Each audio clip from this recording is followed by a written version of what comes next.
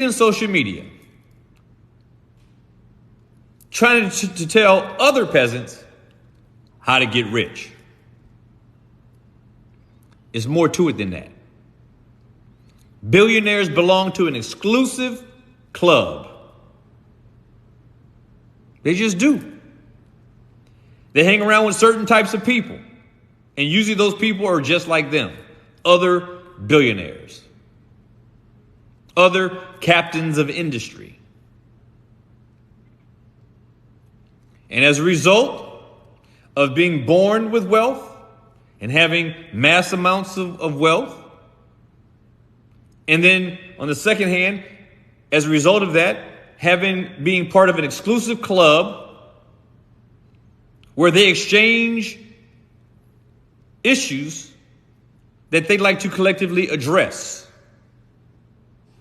And they share other means between each other on how to increase their wealth, and more importantly, how to keep it. Follow me on this one. And as a result of these things, having wealth and then being a part of this exclusive community, which continues to perpetuate the wealth of each other, then their quality of life is also on another level. You don't generally see these people in public places that aren't staged and prepared for them and made certain that their security and safety is sure. Now, why am I saying all this? Because there's an aspect of this that mirrors itself in the spiritual world, in the Christian world.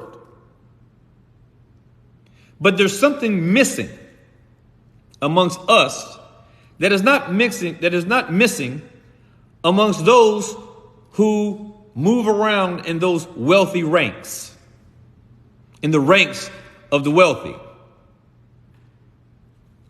You see, because we as believers have been given much. To whom much has been given, much shall be required. We, as believers, have been given much. And the Bible tells us that to whom much is given, much is required.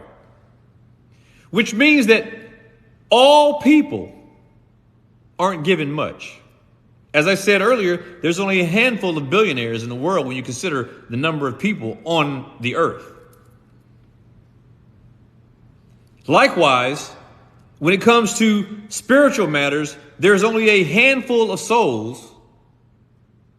There are only a handful of souls that are given this grace of salvation. We're not just talking about money here. Only short-sighted people look at the money. We're not talking about money. The issue that we're talking about here is spiritual wealth. We're talking about spiritual wealth. And it has absolutely nothing to do with money.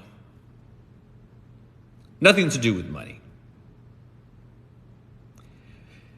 And to whom much is given. What do we mean by to whom? To whom means that select few that God has allowed to participate in this grace. That select few that God has called and caused to turn away from sin and to be a partaker in the inheritance of faith that only comes by way of Jesus Christ, the one and only Son that God has sent to die in our place. We're not talking about money. We're talking about a class of wealth that is beyond imagination,